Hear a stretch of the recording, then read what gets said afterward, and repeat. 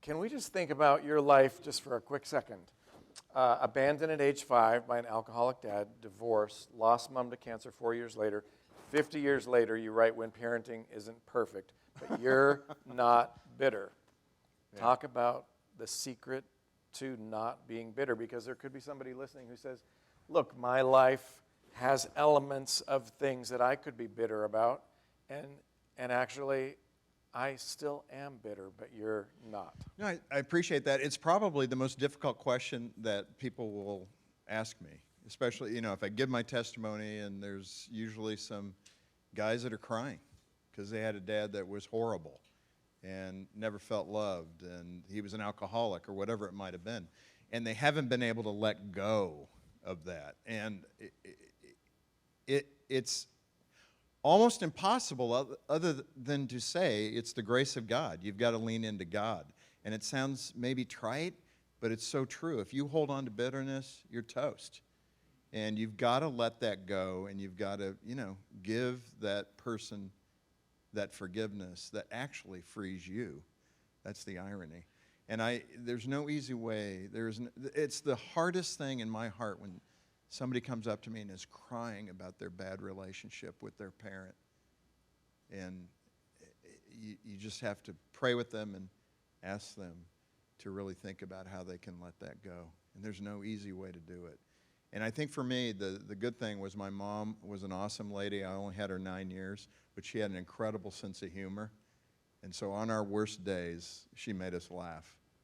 And I think that, in many ways, gave us the strength to get through so much bad stuff. Mm-hmm. I like the Louis Samian quote. He said, to forgive is to set the prisoner free, only to discover that you yourself were the prisoner. Amen. So we're going to play a little game. We played last night, so Jim has practiced some of these questions. But I thought these were questions that some of you might be asking, and they're real, and we're going to talk about them. So focus on a little myth busting. Focus on the family is so big, they don't need my help, and they don't need my money. They're fine. Yeah, I mean, it's all capacity. There's so many good things going on. I'd say, just seek the Lord on what He puts in your heart. This isn't a competition. And for Focus, I mean, the thing that I've loved about Focus, I was a donor to Focus before I got there, and Gene and I support the ministry. And, the reason is it is capacity. There's so many good things there that are going on. Option ultrasound, almost 500,000 babies saved through placing ultrasound machines in pregnancy resource clinics. I'm proud of that. I think that's an awesome thing. We've had about 5,000 kids adopted out of foster care. Those are the things we're doing besides the communication side of just doing the radio show and the podcast. But, there's just so much capacity there. I'd say the other thing for all of us in ministry, coming out of the business world where many of you live, the one thing I wanted to do for Focus was to make sure that it ran well. And G&A and fundraising, we have now created other streams of income through lease revenue. We had 43 acres of dirt behind us. And I said to the CFO, what is the dirt doing for us? Why don't we work with a developer and get revenue from the dirt? And so we did that, and now we're covering all our G&A and all our fundraising expense, so that 100% Wow. of the donor money goes to the projects. Wow. And my pastor at my church in Colorado Springs, New Life, he goes, man, I like that idea. He now has Dutch Brothers Coffee in the parking lot.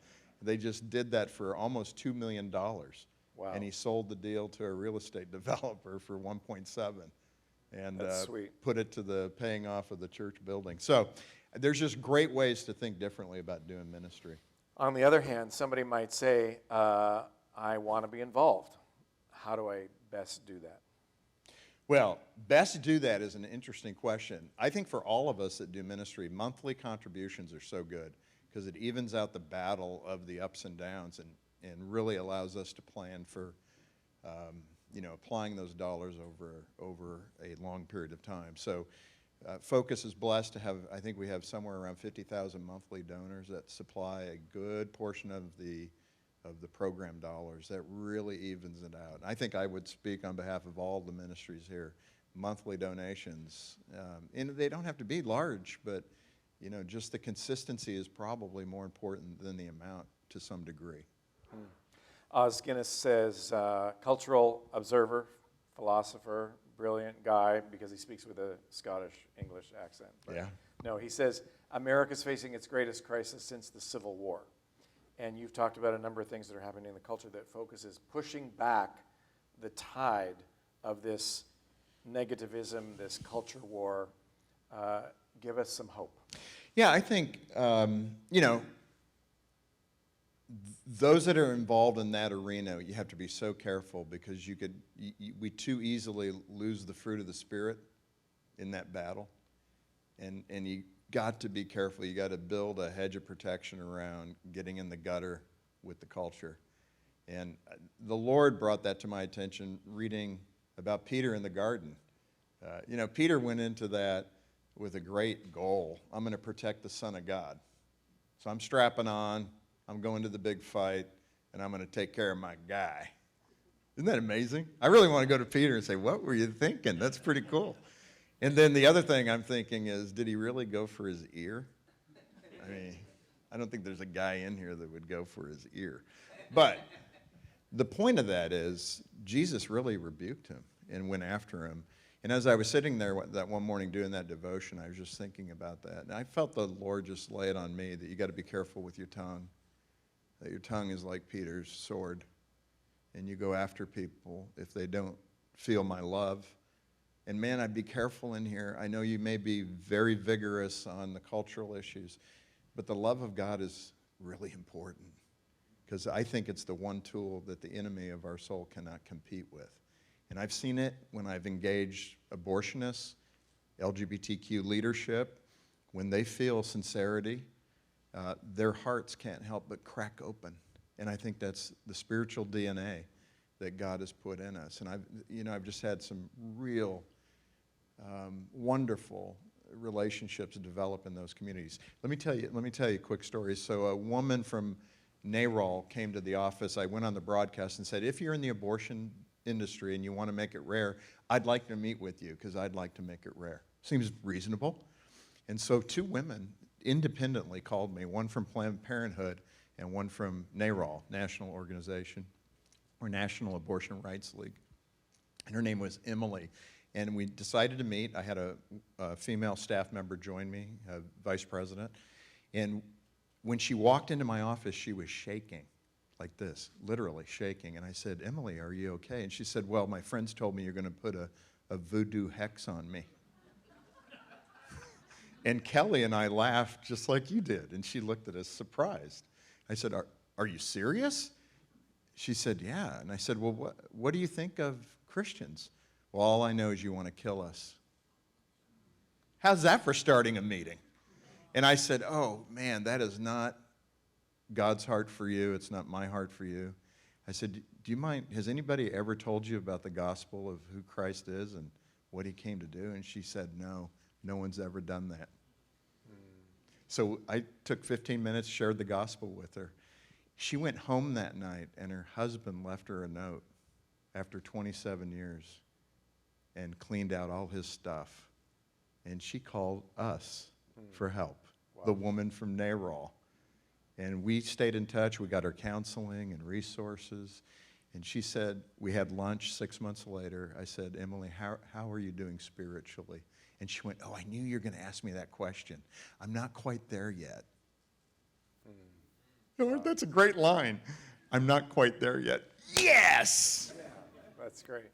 And she prayed for Emily, the woman from NARAL who is like within an inch of accepting Christ. Wouldn't that be awesome? Yeah. That's sweet. Biggest challenge at Focus on the Family. I know it was answered in the document everybody has in their book, but what Wow, what did they put in the book? I think it's just staying on point. Mission creep is something businesses and ministries all suffer from. So being able to keep true to the mission, to what the Lord has called us to do. And I think that's in the Focus 2.0, that's some of the transition effort that I put in. Being involved in the cultural battle can really consume your time. And Dr. Dobson, right at the end of his time at Focus in 2010, he asked me to do an audit on the broadcast. And I shared this last night, but I've never shared this publicly, and I was like, wow, okay, this is going to be illuminating. And so in the previous 3 years, we had only done one new marriage program in 3 years. We did re-airs, but we only had one new taping of a marriage program. And we had 28 parenting programs taped in that 3 years and 122 public policy programs. And he went, wow, that's really out of kilter. And I think what I have tried to do at Focus is, it wasn't contrary. All I felt the Lord saying to me is take it back to its core.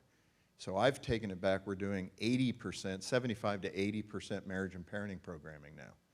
And we don't avoid it. We're involved. This is a republic, a democratic republic. We can express our voice. But I think that is something that, the culture, there's many sources you can go to for that right now. What do we need to do? Our mission is to keep families together, help marriages stay together, help parents parent better. And we will talk about the issues in the public square, but there's so many, FRC and other organizations that are really carrying the mantle for that. And so. See Life is coming up this Saturday. Oh, this is so cool. How can somebody be involved if they don't live in Dallas? Pray. Just pray. So this is something we started, this is funny, 2 years ago before COVID, we went to Times Square. Oh, the battle on this one. We didn't get the permits. We worked on these permits for 6 months. De Blasio, no way was he going to give us these permits. But we got them. The Catholic cops, God bless them. Hey, we like what you guys do. We're going to make sure you get these permits. Awesome. And they did it. 7:30 that morning. Boom, we're already up. We've got the staging all done. We don't have a permit yet. And bang, we get a permit. So government can be a real obstacle. But during that time, we had about 20,000 people come out to Times Square. We called it Alive from New York. You like that? Yeah. And we had about 400 protesters, and they were LGBTQ, Black Lives Matters, and 2 or 3 other groups. And they were vocal. They had music instruments and drums and the whole bit. We prayed for them, I think, 3 times. Very peaceful. Let's just pray for the folks over there that don't see it the way we see it. Anyway, the first 4 speakers, Alveda King, Bennett, Christine Bennett, pro-life activist, African-American woman, Benjamin Watson, former NFL player. So he gets up there and says, listen, New York City, more babies were killed by abortion last year than were born. Black Lives Matters folks dropped their signs and walked in with our group. And you could just see the light bulbs go off, like, why are we standing with these people that are killing our children? Why don't we go stand with the people that are saving our children? Isn't that awesome? And it was one of the great victories. So August 28th, down in Dallas, we're going to do it again. And we're anticipating about 10,000 people there and about 4 million online watching. So it'll be good. Watch it online. August 28th, I think it starts at 7 p.m. Central Time, and it'll be great. 3 live ultrasounds of babies, which is the secret. Just show them the baby. You can't refute it, right? Just show them the baby. Okay, 2 more things. Okay. Hope Restored Marriage Center. You're looking for some land and some funding. Yeah, we mentioned this last night. So we have 3 locations with this great program, and it has an 81% post 2-year success rate. Half of the couples that come have already signed the divorce papers. I think it's one of the best things going on in the country. And they get in there, they have 40 hours and 4 days of counseling. And it's rock'em sock'em robot. But they equip the couple to really begin to communicate a lot better, obviously. And through that, that 81% save rate. So we're looking in Southern California. We've got a great seed investment of $3 million from a donor. Awesome phone call. He called me. I've never had a phone call like this. He called me and said, listen, I'm tired of my friends divorcing in Orange County. Can we set up Hope Restored here? What a heart, right? And by the way, I'm going to send a $3 million check. Okay. And so we're just still trying to find that location. And I'm not sure if we're going to be able to do it here. He has also said his wife prayed about it. He and his wife prayed about it. Phoenix, Southern Cal, wherever we can land it. So it's either going to be in Phoenix or here in Southern Cal. So if you know if somebody's got some land, we need about 10 to 12 acres to do it. And we just want to get that capacity up to where we're saving about 5,000 to 7,000 marriages a year. And then we're going to put a dent into Christian divorce rates, go down from 28% to hopefully 15, 12%. I got a call from the Chinese government. They said, can you tell us how to reduce divorce because we're up to 13% divorce rates? I was like, no. Right? We're not doing well in this country. Isn't that amazing? They were panicking. We're up to 13% divorce rate. Well, maybe you should tell us what you're doing. So. How we could lower it to 13. Yeah, wouldn't that be nice? Last thing, I get a chance to work with leaders at Convene that are CEOs that run companies, nonprofits included, and it's not the easiest job in the world, so how could we pray for you? You know, I think King Solomon had it, David, just wisdom. Wisdom to make the right decisions, wisdom to, number one, nurture staff that needs from the leadership. What's your number one job? In my mind, it's to make sure my staff is spiritually healthy and doing well. And that's another great thing that we need to pray for all Christian leadership, that we walk the talk, right? People will fail, but man, we have got to begin to be authentic in who we are, even in our brokenness. But man, we have got to do a better job living out our faith in front of a world that is very skeptical because so many high-profile people are not doing it well. And we've got to be able to do it better. So pray for that. Just the temptations that, you know, God would protect me and all of us from those things. Amen. So. Thanks for what you're doing. Thanks for coming tonight. And we're very grateful for last night and tonight. And would you just want to say thank you? No, thanks. Appreciate it. All right. Yeah, thank you very much.